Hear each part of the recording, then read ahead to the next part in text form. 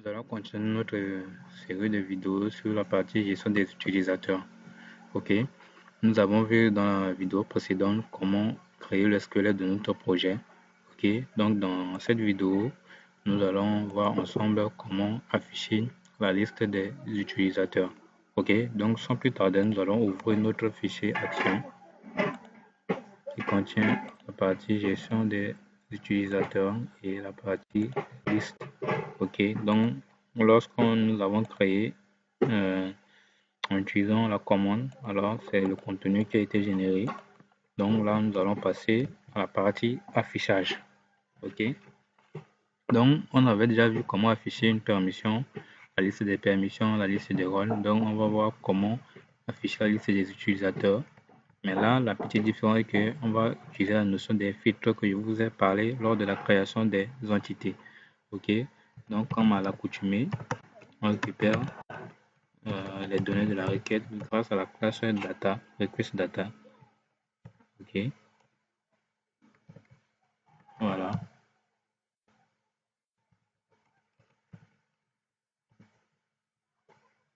Ok, et maintenant, quand vous ouvrez l'entité user, vous allez vous retrouver avec un filtre défini. Donc, je vais dans vendor, c'est-à-dire que les packages que compose avait installé et que vous allez dans framework. L'entité se trouve dans autant et entity et user. Voilà. On a parlé des notions de filtres. Donc, dans user, vous avez un seul filtre qui s'appelle statut, qui permet de filtrer la liste grâce au statut de l'utilisateur. Donc, c'est ce que nous allons voir comment effectuer les notions de filtres. Ok.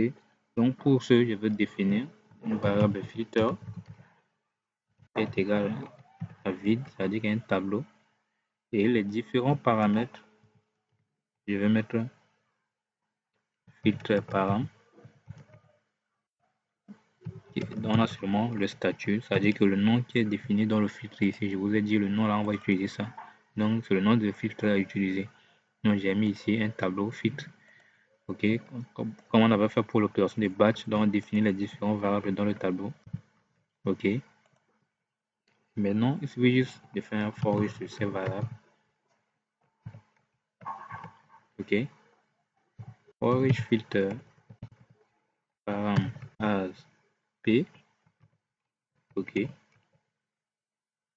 Maintenant, value, c'est-à-dire que si ce filtre a été passé dans notre paramètre get. Ok, dans un filtre, généralement, ça se passe par get. Ok. Et on dit quoi? Si string len, ok, on le casse en entier. C'est supérieur à 0. Cela veut dire que la personne voulait filtrer. Ok. Alors, filter, vous voyez, de P, va dire que le nom de filtre est égal à sa valeur. Pardon. Value. Ok, ça veut dire que c'est cette value là. Donc, c'est un tableau associatif qui va contenir la clé qui est le nom de filtre et la valeur de filtre, la valeur à filtrer. Ok, et voilà, on avait fini avec les filtres. Maintenant là, c'est la partie que nous n'avons pas encore vu avant. Donc maintenant, on va continuer comme d'habitude dans la partie. Donc là, c'est 10 pour récupérer le nombre total. User repository. Et là, on va appliquer notre filtre. Pour appliquer le filtre, il suffit de dire filter. Vous voyez.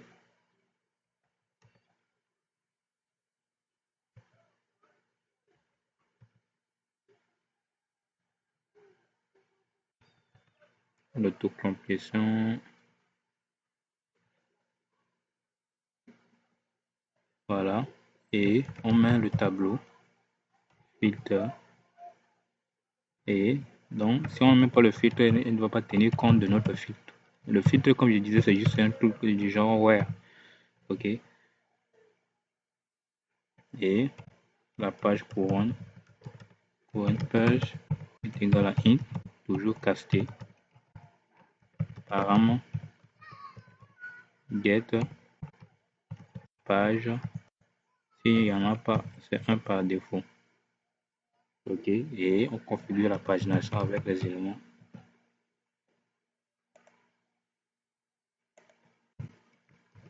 Donc, this pagination.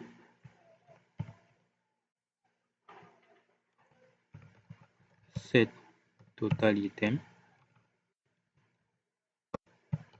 Set current page. Voilà. Et on récupère les différentes limites égale à this pagination get item par page. OK. Voilà. Et le offset, c'est égal à this pagination get offset. Voilà. Et là maintenant, le résultat résulte égal à this user repository, toujours query, c'est-à-dire qu'on voulait construire des requêtes dynamiques. Voilà, on n'a pas besoin de query parce qu'il n'y a pas de requêtes dynamiques à construire. Donc je mets sur mot limite.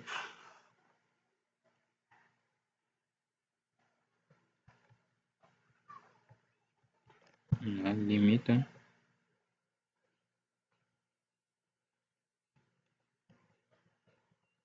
Et les filtres. Voilà, filtre. Order by. On va trier les utilisateurs par leur nom de famille. OK. Et first name.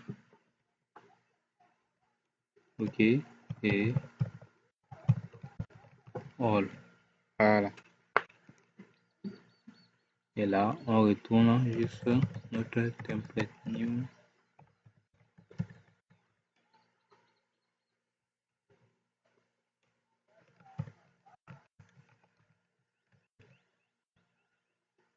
Template de réponse.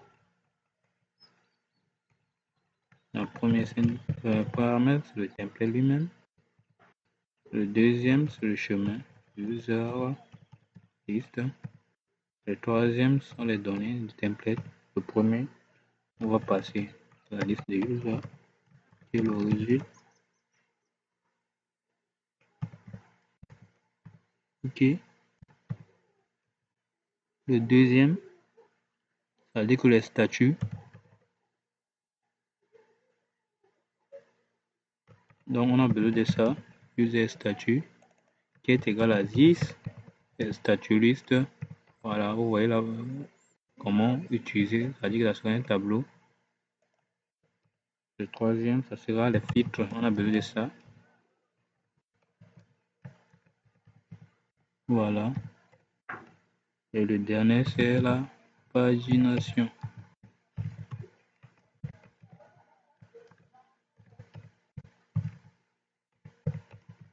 Render. Voilà. Donc voilà en tout. La partie liste. Si on essaie de réafficher, normalement le là va disparaître. Voilà. La prouve que on avait fini la partie action. On va passer au template.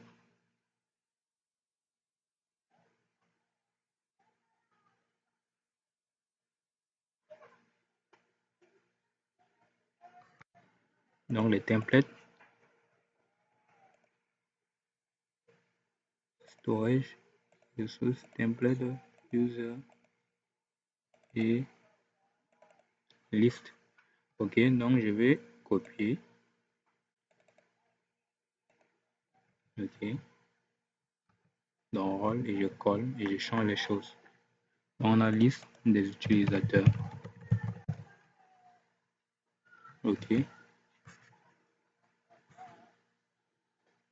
Et là, au lieu de P, c'est un div. Pourquoi? Parce que P, c'est une balise inline. Vous pouvez mettre un div dans P. Pourquoi? Parce qu'on va mettre le formulaire pour filtrer. OK. Et là, pour le user create, la création d'un utilisateur, c'est user create. OK. On dit créer un utilisateur. OK. Quoi encore? Le batch, c'est user batch. Voilà. On change seulement les choses. Quoi encore? La modification et les détails. Modification, c'est user edit et le ID. Donc là, ça sera user. OK. Et dans le for each, on va mettre U. OK. U ici. C'est juste le nom d'une variable. Vous pouvez laisser comme R, mais je voulais juste vous montrer où est-ce que vous devez le changer. U. Après, je vais compléter le reste. U. Pour ne pas oublier. Voilà. Ici, c'est U. OK. Pour détail, c'est user détail. Voilà. OK. Ou encore, maintenant, dans la partie action, je dis on aura 3 actions batch. OK.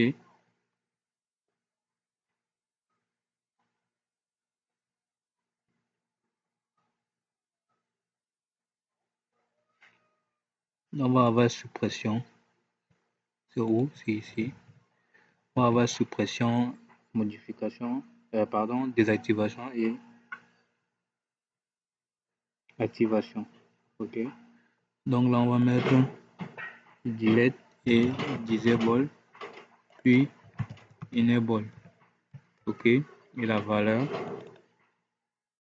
on va mettre pour désactiver les éléments sélectionnés. OK. Et toujours le bouton danger. Et on dit qu'on le clique. Êtes-vous sûr de vouloir désactiver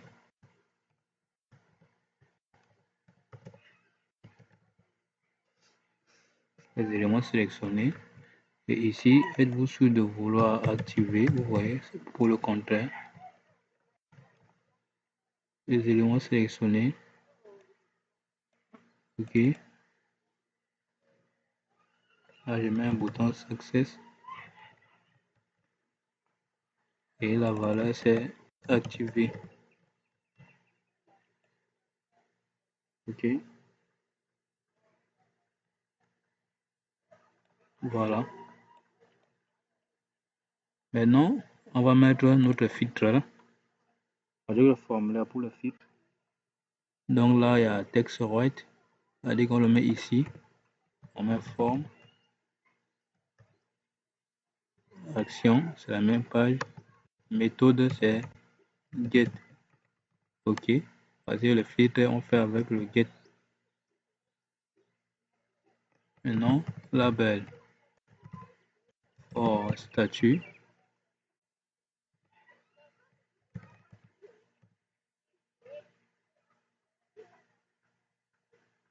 On a un statut.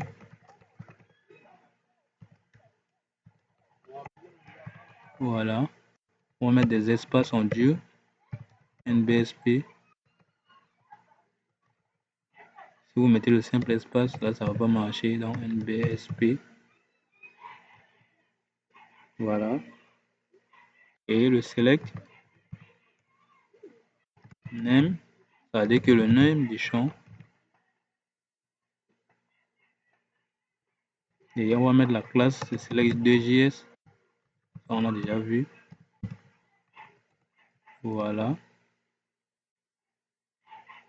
Et on va mettre une option qui dit si la personne ne veut pas filtrer. Donc, value c'est vide.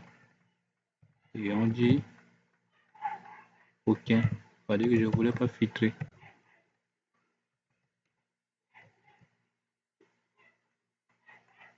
Maintenant, notre variable là-bas, for s in user. Ça veut dire que cette variable ici, la liste des statuts.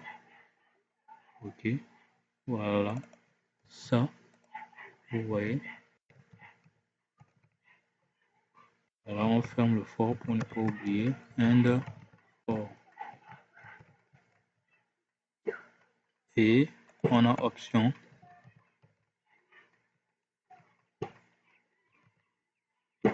Voilà. Le libellé de l'option.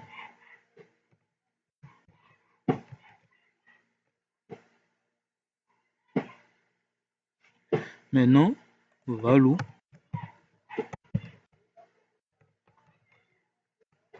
Voilà. Maintenant, quand vous utilisez Platine Template et que vous parcourez un tableau associatif, c'est-à-dire qu'il contient clé, valeur, alors comment faire pour afficher ça? Parce que pour l'instant, le template n'a pas encore en mesure de parcourir le tableau associatif. C'est-à-dire qu'il parcourt que le tableau indexé. OK? Donc, généralement, quand vous parcourez un tableau associatif en platine, la variable ici va être un tableau à deux valeurs. Donc, la première valeur, c'est la clé du tableau associatif et la deuxième valeur, c'est la valeur de cette clé. OK? Donc, pour afficher ça, OK? Donc, quand vous faites user statut, c'est-à-dire quand vous ouvrez utile, user statut, vous voyez, c'est un tableau associatif de chaîne, voilà. Ça va renvoyer ça. Ça, on sait que c'est A qui correspond à actif. Et là, c'est D qui correspond à inactif. OK? Donc, pour afficher ça, vous allez utiliser la syntaxe indexée. OK? Donc, la valeur, ça sera le premier élément du tableau. Donc, vous faites S.0, c'est-à-dire comme un tableau. Ou bien, vous voulez vous faire S crochet 0. Ça va marcher aussi. Moi, je préfère utiliser la syntaxe point. OK? Et ici, ça sera S.1, c'est-à-dire que le deuxième élément. OK? Parce qu'il y a un tableau indexé commence toujours par 0. Donc la variable S là va être un tableau qui va contenir la clé et la valeur. OK? Si c'est un tableau associatif, bien sûr, ça veut dire que ça sera un tableau associatif. OK? C'est bon. Si vous essayez de réafficher, vous allez voir ça. Et maintenant, comment sélectionner la valeur déjà appliquée? OK? Donc, il suffit de faire un if. OK? Un if, on dit quoi? If la variable filtre là-bas, si notre filtre comptait ça, est égal.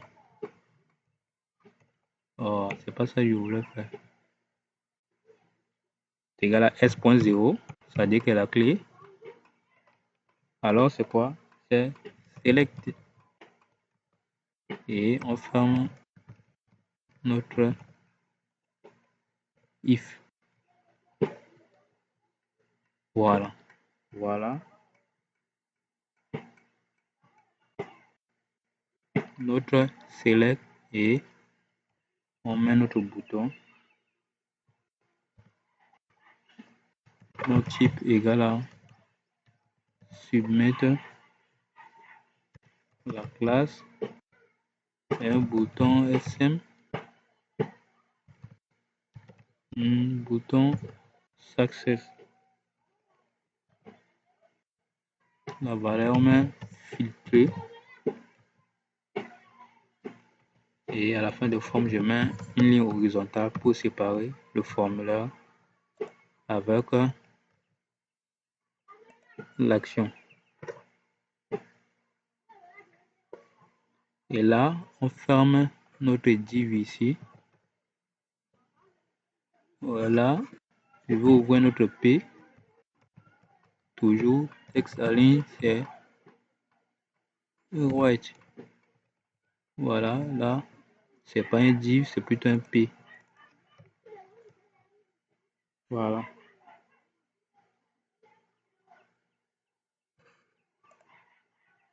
Et maintenant, on va afficher les différents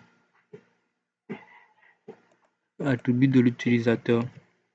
Donc, on a ID, on a son login, c'est-à-dire que identifiant. On a le nom, on a le prénom. OK.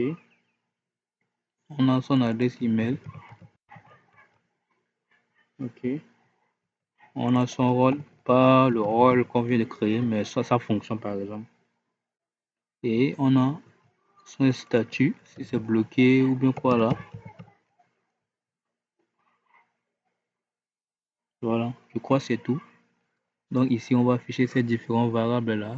Identifiant, c'est username. Ok, là c'est last name, c'est-à-dire que son nom. First name pour prénom. First name. On a email. Après email, on a son rôle. Là, c'est juste un champ, c'est pas le rôle de l'utilisateur. Et on a statut. Le statut, on va l'afficher grâce à notre variable ici qui contient tableau illustratif. Ok, mais on va afficher ça sous forme de crochet.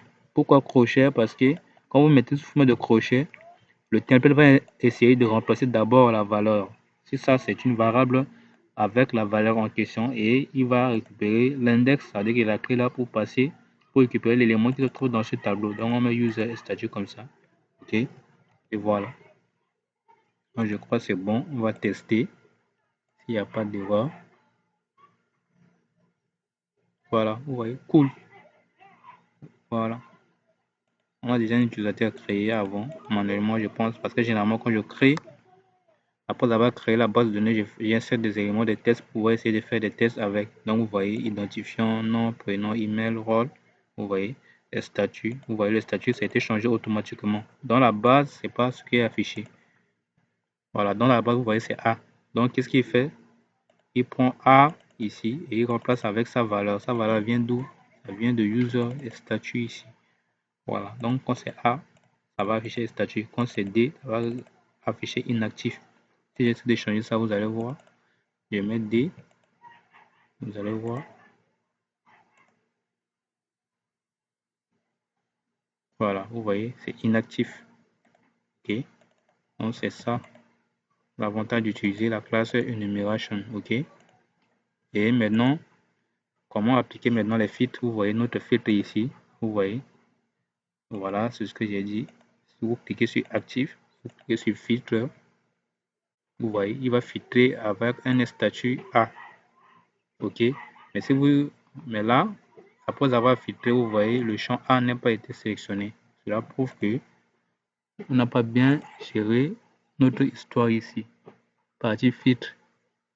OK, value est 0. Maintenant, il filtre statut. Voilà, c'est S, pardon.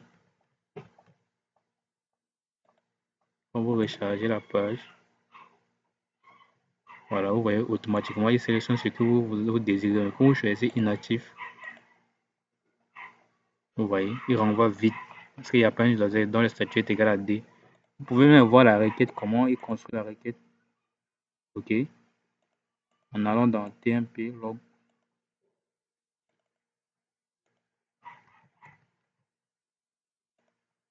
Je recharge la page et j'ouvre le log. Vous voyez, select, vous voyez, il a complété les statuts. Select étoile from user where statut est égal, point d'interrogation, order by last name. Donc vous voyez le point d'interrogation, c'est l'ordre là, c'est le premier, deuxième, troisième. Donc notre statut c'est le premier qui est D. OK, donc si vous mettez A, OK, ça veut dire actif. Vous voyez l'avantage des filtres. Vous voyez, voilà. Ah, maintenant si vous ne voulez pas filtrer, il suffit juste de choisir aucun. OK, aucun, ça veut dire que je ne veux pas faire les filtres. Et du coup, ça va retourner tout vide. Quand c'est vide là, ça, on ne va pas utiliser les filtres. Vous voyez ça ici. Vous voyez, directement select étoile from user. Vous voyez, il n'y a pas la présence de statut. OK, pas la présence de statut. OK, si je, comme ça, je fais filtre.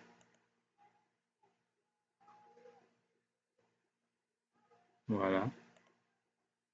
Vous voyez, il n'y a pas mis les champs statut parce que je ne voulais pas filtrer. je n'ai pas appliqué un filtre. Donc, je crois la partie, voilà, les boutons aussi. Quand vous cliquez ici, vous dites êtes-vous sûr de vouloir supprimer. Donc, toujours avec le même élément. Êtes-vous sûr de vouloir désactiver. Ok, vous voyez, êtes-vous sûr de vouloir activer. Donc, ainsi de suite, ainsi de suite. Donc, pour le cas de l'utilisateur, on aura trois types de batch. Quand vous sélectionnez, soit vous pouvez supprimer, soit vous pouvez désactiver, soit vous pouvez activer. Donc, voilà en tout la partie affichage des utilisateurs. Ok, merci. Rendez-vous sur la prochaine vidéo.